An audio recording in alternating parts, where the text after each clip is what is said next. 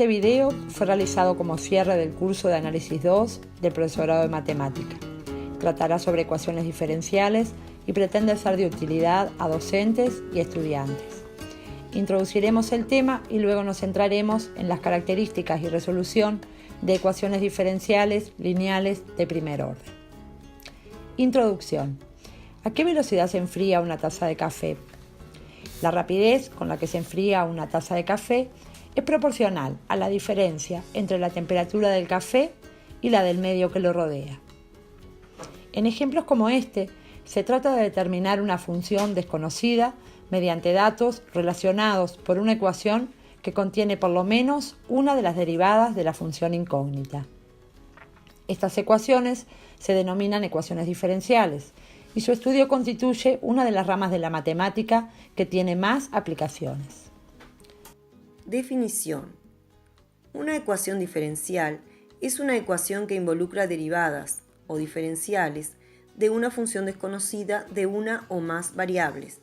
Su historia empezó en el siglo XVII, cuando Newton, Leibniz y los hermanos Bernoulli resolvieron algunas ecuaciones diferenciales sencillas que se presentaron en problemas de geometría y mecánica. Clasificación según el tipo. Si la función desconocida depende solo de una variable, la ecuación se llama ecuación diferencial ordinaria. Si la función desconocida depende de más de una variable, la ecuación se llama ecuación diferencial parcial. Clasificación según su orden. El orden de una ecuación diferencial es el orden de la mayor derivada presente en la ecuación. Clasificación según la linealidad. Las funciones lineales son las que las podemos escribir en forma polinómica. Y después tenemos las no lineales, solución de una ecuación diferencial. La solución de una ecuación diferencial es una función que al reemplazarla en la ecuación diferencial satisface la igualdad. Varias observaciones. No toda la ecuación diferencial tiene solución y si la tiene, no siempre es posible hallarla o poder escribirla como una función elemental. Pueden tener infinitas soluciones, encontrándose una solución general, que es una familia de funciones. Si se dan condiciones suficientes, puede determinarse una única solución, llamada solución particular. Generalmente buscaremos que la función incógnita tenga como dominio el intervalo más amplio posible. Tipos de ecuaciones diferenciales vistas en el curso. Ecuación de variables separables. Ecuaciones diferenciales de primer orden. Ecuaciones diferenciales de Bernoulli y Riccati. Ecuaciones diferenciales lineales de segundo orden. En este video nos centraremos en las características y resolución de ecuaciones diferenciales de primer orden. Generalidades son de la forma y' más alfa de x por y igual b de x, donde alfa y beta son funciones continuas en cierto intervalo. Si beta es la función nula, se dice que la ecuación es homogénea. Las ecuaciones diferenciales de primer orden son, dentro de la gran variedad de ecuaciones diferenciales, las que podríamos considerar como más sencillas. Veremos cómo resolver una ecuación diferencial de primer orden no homogénea. En esta instancia vamos a resolver la ecuación derivada primera de y más p de x por y igual g de x. En la ecuación vemos que aparece la función incógnita y también relacionada con su derivada primera. Por eso y por la estructura de la ecuación es que se llama ecuación lineal de primer orden. Las condiciones que tenemos que imponer para que esta ecuación se pueda resolver es que las funciones p y g sean funciones continuas en un intervalo de reales. En el caso de que la función g sea nula, estaríamos frente a una ecuación homogénea. Para resolverla, vamos a utilizar lo que se llama factor integrante adecuado, que le voy a llamar u y es una función, también llamada factor de resolución. La función u de x es la que aparece aquí. Multiplico toda la ecuación original por u de x, cada uno de sus términos. Y entonces, es objetivo de este método que en el primer miembro de la ecuación aparezca la derivada de alguna función conocida. Si nosotros observamos Este término me está dando la idea de la derivada del producto. Y la derivada del producto, si la recordamos, aquí la escribí. La derivada del producto de U por I es U por la derivada de I más la derivada de U por I. Entonces, como yo quiero que ese término, esa derivada aparezca aquí, lo que puedo ver es que el primer término es este. Pero me estaría faltando el segundo término. Entonces lo que hago es, en el primer miembro de la ecuación, sumo y resto ese término. Y entonces obtuve esta ecuación. Efectivamente, como queríamos, esto es la derivada del producto. Si yo tomo entonces como ecuación esta que está planteada acá, sería una ecuación relativamente fácil de integrar, que es uno de nuestros objetivos para Yarí. Pero para que esta ecuación realmente sea así, toda esta expresión tiene que valer 0. Entonces lo que hago es, esta expresión que vale 0, lo que veo que está el factor I está repetido, es el factor común. Entonces lo que voy a hacer es, saco factor común I y me queda esta expresión. U de X por P de X menos la derivada de U de X es igual a 0. Y entonces de esa igualdad la puedo escribir como esta igualdad. Voy a poner como condición por el momento que la función U de X sea positiva para todos los reales. Pero lo que yo quiero es, sabiendo o imponiendo que esta sea positiva para todos los reales, puedo expresar P de X como aparece expresado aquí. Vamos a integrar ambos miembros de esta igualdad, sabiendo que las integrales de estas dos van a diferir en una constante K. Entonces integro. La integral de P de X, diferencial X, es igual a la integral de derivada de U sobre U, diferencial X más K. Lo que voy también, K es una constante que vamos a elegir, pero la voy a elegir igual a 0, justamente ¿para qué? Para facilitar la expresión de la función U. Entonces, eligiendo K igual a 0, entonces aplicando las propiedades del logaritmo y de las exponenciales, llego a despejar U de X y obtengo que U de X es igual a G elevado a la integral de P de X de X.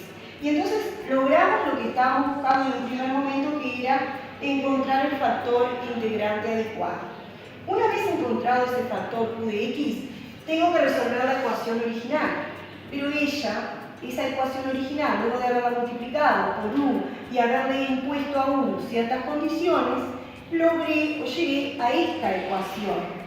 Y es esta ecuación que le voy a llamar 1, la voy a volver a escribir acá y la vamos a resolver. Entonces, vuelvo a escribir la ecuación y tengo la derivada del producto de U por I es igual a U de X por G de X. Entonces lo que vamos a hacer es integro ambos miembros de la igualdad, sabiendo que la integral difiere en una constante C, obtengo esta expresión. U por I es igual a la integral de U por G diferencial X más la constante C.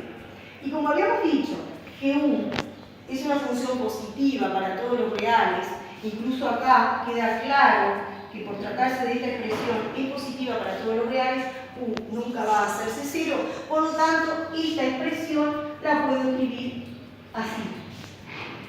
Y entonces lo que obtuve fue la expresión general para la función y que es la función buscada. A modo de ejemplo, la ecuación x al cuadrado por derivada primera de y más 3 por x por y es igual a seno de x sobre x, con valor inicial y de pi sobre 2 es igual a 1. Bueno, lo primero que tenemos que tener en cuenta es que para aplicar el método de las ecuaciones lineales,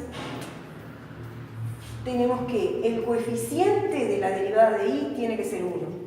Por lo tanto, lo que vamos a hacer es, toda la ecuación la vamos a multiplicar por el inverso de x al cuadrado. Al multiplicarlo por el inverso de x al cuadrado vamos a obtener esta nueva ecuación. Y en ella tenemos que reconocer las funciones p de x y la función g de x. Observamos que las funciones p de x y g de x son continuas en todos los reales menos el 0.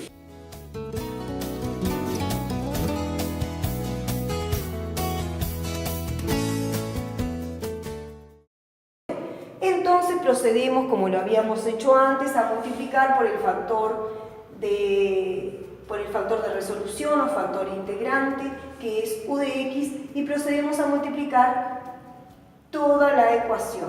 Entonces logramos como queríamos, dijimos que este primer miembro de la ecuación va a ser la derivada de una función que es la función producto. Por lo tanto, como la derivada de la función producto tiene dos términos, el primer término es este, el segundo término es 3 sobre x por y por u de x. Es el segundo término de la derivada, ahí planteamos la igualdad.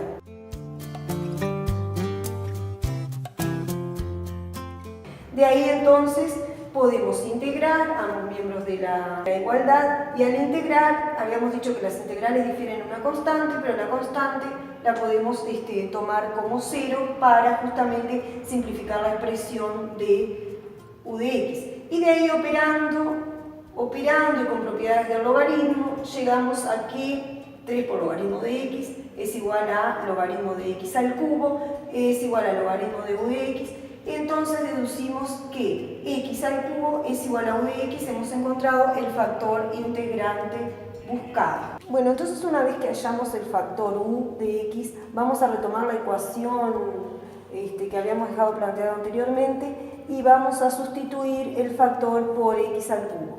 Entonces, una vez que tenemos esa sustitución realizada, lo que vamos a hacer es integrar cada miembro de la igualdad, sabiendo que la integral va a diferir en una constante. Tenemos esa expresión y al integrar seno de x obtenemos esta otra expresión. De ahí entonces lo que hacemos es, multiplicando por el inverso de x al cubo, lo que logramos es encontrar una expresión general para la función y.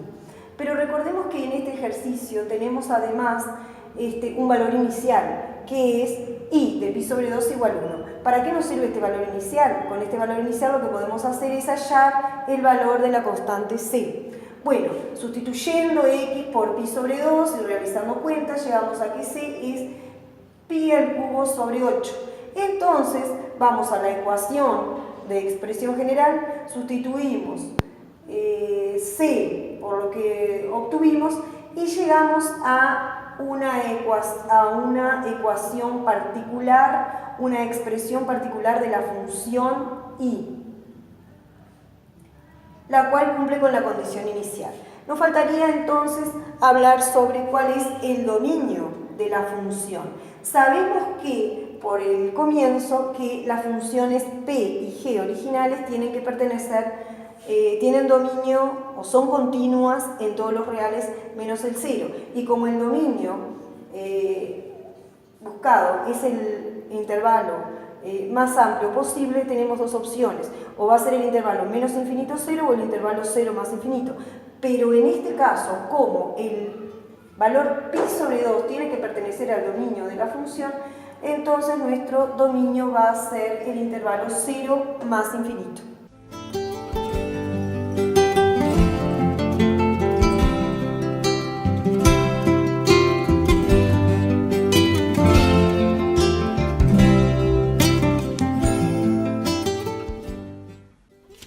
Como aplicaciones, vamos a resolver un problema: enfriamiento de una taza de café. Una taza de café se enfría de 100 grados centígrados a 80 grados centígrados en 10 minutos. Si la temperatura ambiente es de 28 grados centígrados, ¿en qué tiempo estará a 50 grados centígrados? Se desea modelizar la situación por medio de una ecuación diferencial, atendiendo a la ley de enfriamiento de Newton, que establece, como vimos en la introducción, que la variación de temperatura de un cuerpo es proporcional en cada instante a su diferencia de temperatura con la temperatura ambiente. En este caso, para resolver el problema, vamos a intentar encontrar una función, que en este caso la vamos a llamar y, que nos representa la variación de la temperatura en función del tiempo.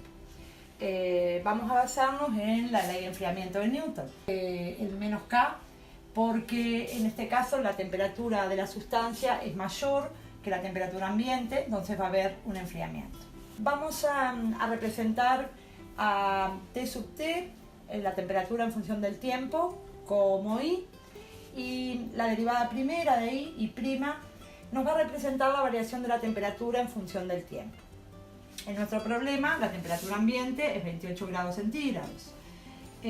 Con estos datos vamos a intentar modelar la situación a partir de la ley de enfriamiento de Newton. Nos queda que I sub', la derivada primera de I, es igual a menos K por I, que sería la función temperatura, menos la temperatura ambiente, en nuestro caso 28 grados.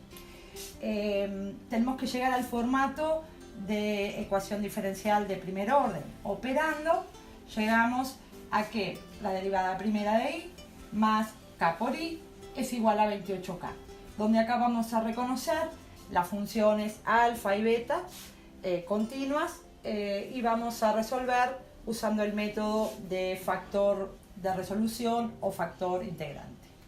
Bueno, ahora vamos a pasar a resolver la ecuación que teníamos. I' más KI es igual a 28K. Vamos a usar la resolución por el método de factor integrante, por más que es una ecuación que podríamos también usar variables separadas. El método de factor integrante tenemos una ecuación diferencial con esta forma, reconocemos alfa y beta, con la condición de que alfa y beta son continuas. En este caso tenemos nuestra alfa, que sería K, y nuestra beta, que sería 28K, ambas continuas. La solución general, necesitaríamos encontrar el factor integrante, que sería u de x elevado a la integral de alfa de x de dx. En ese caso, luego de tener el factor u, la solución general sería igual el inverso de u de x por la integral de u de x por beta de x más un h. Pasamos a nuestro caso. El factor de resolución, como dijimos que alfa sub t sería k, u de t sería e elevado a la integral de k de dt. La integral de k de dt es k por t, o sea que nos queda el factor integrante u de t e a la kt. Ahora vamos a plantear la solución general. La solución general, llamada I, sería 1 sobre e elevado a la k por t por la integral de e elevado a la kt, que sería nuestro factor integrante, por 28k, que sería nuestra b de t, más h. Resolvemos la integral, sacamos el 28k, ya que es una constante, la sacamos para fuera de la integral, integramos e a la kt, que nos queda e elevado a la kt por 1 sobre k, y todo eso más h. Acá se nos van las k, entonces nos queda dentro del paréntesis 28 por e a la kt más h. Al operar y hacer distributiva, nos queda que i es igual a 28 más h por e a la menos kt. Acá tenemos armada la solución general de la ecuación e. Todavía no hemos usado las condiciones en este problema y vamos a hallar, según esas condiciones iniciales, lo que sería una solución particular para este caso, de este problema, a partir de la solución general. Bueno, ahora a partir de la solución general que obtuvimos, con las condiciones iniciales que tenemos en nuestro problema, vamos a hallar la solución particular de la ecuación. La primera condición inicial, que es cuando la taza de café está a 100 grados, es para el tiempo cero. Al plantear la ecuación en la solución general, nos queda que 100 es igual a 28 más h por e a la menos k por 0. E a la menos k por 0 nos queda 1. Entonces nos queda que 100 es igual a 28 más h. Despejando nos queda que h es igual a 72. Y ahí hallamos nuestra primer constante en esta ecuación. Nos queda entonces que i es igual a 28 más 72 por e elevado a la menos kt. Usamos la segunda condición inicial, que a los 10 minutos la taza de café estaba a 80 grados. Entonces planteamos 80 igual a 28 más 72 por e elevado a la menos 10k, porque 10 es el tiempo. Operando llegamos a que 80 menos 28 sobre 72 nos da 13/18, y eso es igual a e elevado a la menos 10k. Usando logaritmos llegamos a que menos 10k es igual al logaritmo de 13/18, o sea que k, que sería nuestra constante de enfriamiento, es aproximadamente 0,033. Nuestra ecuación entonces sería la solución particular de e, sería i igual 28 más 72 por e elevado a la menos 0,033 por t. A partir de ahí planteamos la incógnita del problema, que era para qué tiempo nuestra taza de café estaba a 50 grados centígrados. Volvemos en la ecuación, en vez de i ponemos t, porque es nuestra temperatura, igual a 28 más 72 por e elevado a la menos 0,033 t.